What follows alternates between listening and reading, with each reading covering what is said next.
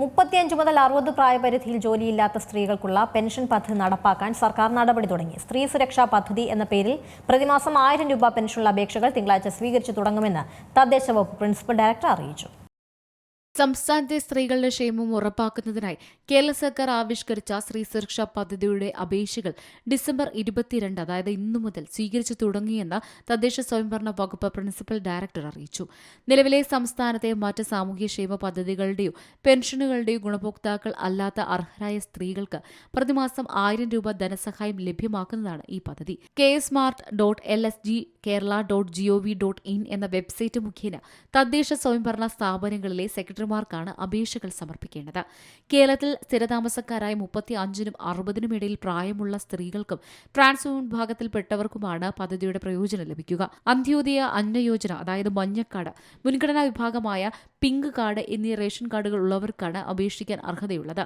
വിധവാ pension, അവിവാഹിത pension, വികലാംഗ pension എന്നിവയ്ക്ക് പുറമെ വിവിധ സർവീസ് പെൻഷനുകൾ, കുടുംബ പെൻഷൻ, EPF പെൻഷൻ എന്നിവ കൈപ്പറ്റുന്നവർക്കും ഈ പദ്ധതി പ്രകാരം ആനുകൂല്യം ലഭിക്കില്ല. കേന്ദ്ര സംസ്ഥാന സർക്കാർ സർവീസിലോ സർക്കാർ ഉടമസ്ഥതയിലുള്ള സ്ഥാപനങ്ങളിലോ സർവകലാശാലകളിലോ സ്ഥിരമായ കരാർ അടിസ്ഥാനത്തിലോ ജോലി ചെയ്യുന്നവരെ പദ്ധതിയിൽ നിന്നും ഒഴിവാക്കിയിട്ടുണ്ട്. അപേക്ഷ സമർപ്പിക്കുന്നവർ പ്രായം തെളിയിക്കുന്നതിനായി ജനന certificate, school certificate, driving licence, passport എന്നിവയിൽ ഏതെങ്കിലും ഒന്ന് ഹാജരാക്കണം. ഇവ ലഭ്യമല്ലാത്തവർക്ക് മെഡിക്കൽ ഓഫീസർ നൽകുന്ന സർട്ടിഫിക്കറ്റ് ഉപയോഗിക്കാവുന്നതാണ്. ബാങ്ക് അക്കൗണ്ട് വിവരങ്ങൾ, IFSC കോഡ്, ആധാർ വിവരങ്ങൾ എന്നിവ അപേക്ഷയോടൊപ്പം സമർപ്പിക്കണം.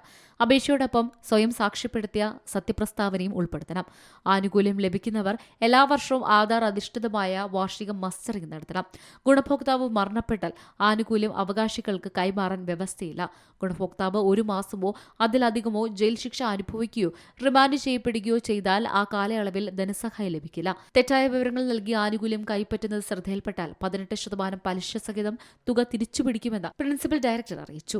News desk Malayalam news. ഏറ്റവും പുതിയ വാർത്തകളും വിശേഷങ്ങളും വിരൽ തുമ്പിലറിയാൻ മലയാളം ന്യൂസ് എല്ലാ ഡിജിറ്റൽ പ്ലാറ്റ്ഫോമുകളിലും ലഭ്യം.